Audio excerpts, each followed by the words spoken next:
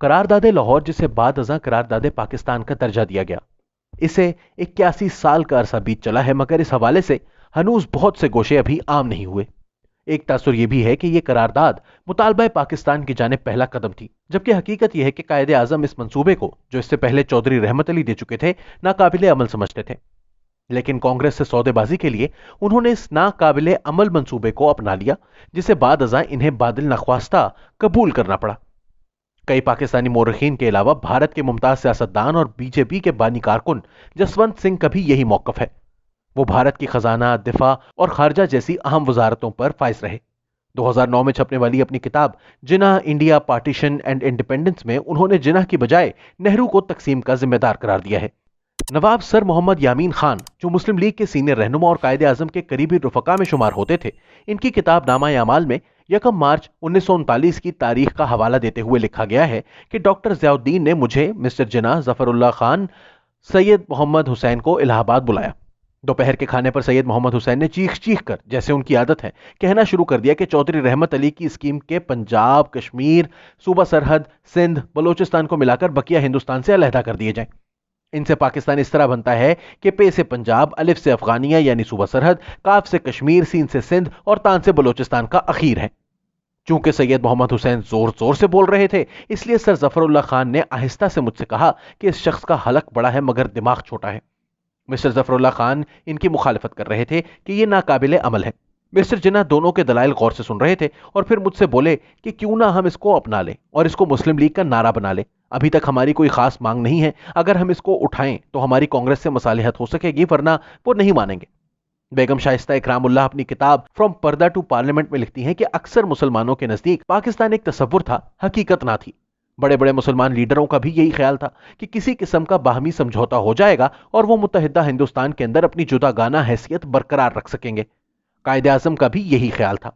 مجھے یاد ہے کہ جب پہلی بار اکتوبر 1941 میں ان سے ملی تو انہوں نے کہا کہ کینیڈا کا آئین ہمارے لیے مسائل کا بہترین حل ہے۔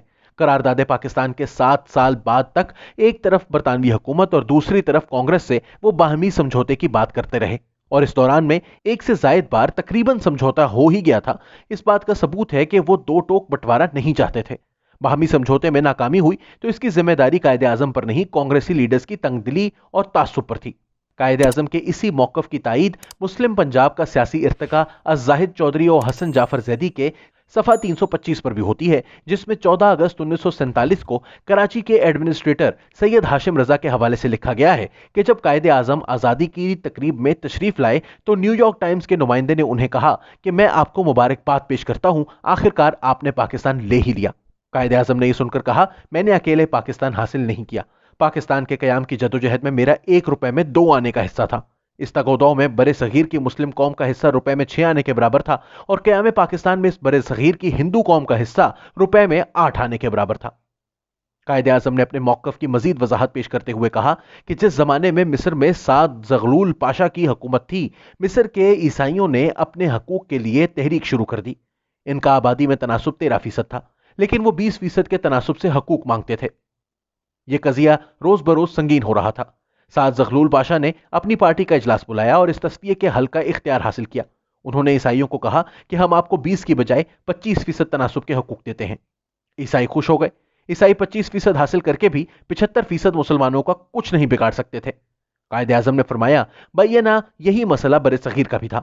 مسلمان بلحاظ تناسب ہندو قوم سے کہیں زیادہ اقلیت میں تھے۔ اگر ہندو قیادت بھی سعد زغلول پاشا جیسی فراخ دلی کا ثبوت پیش کرتی تو برِ صغیر کے مسلمانوں کو الگ وطن حاصل کر کے اپنے آپ کو محفوظ رکھنے کی ضرورت کیوں پیش آتی؟ قرارداد لاہور پر ایک اعتراض یہ بھی کیا جاتا ہے کہ اس کے الفاظ مبہم تھے اور اس میں شمال مغربی اور شمال مشرقی مسلم اکثریتی علاقوں کے نام نہیں لکھے گئے تھے، بلکہ یہ لکھا گیا تھا کہ ضروری علاقائی رد و بدل کے بعد جن خطوں میں عددی اکثریت ہے ان کو باہم ملا کر خود مختار ریاستیں بنا دی جائیں۔ چنانچہ بعض مورخین یہ اعتراض کرتے ہیں کہ اگر اس قرارداد میں علاقائی رد و بدل کا ذکر نہ ہوتا تو 1947 میں پنجاب اور بنگال کی تقسیم نہ ہوتی، لاکھوں بے گناہ لوگوں کا قتل عام نہ ہوتا اور کروڑوں لوگوں کو جبری انخلا نہ کرنا پڑتا۔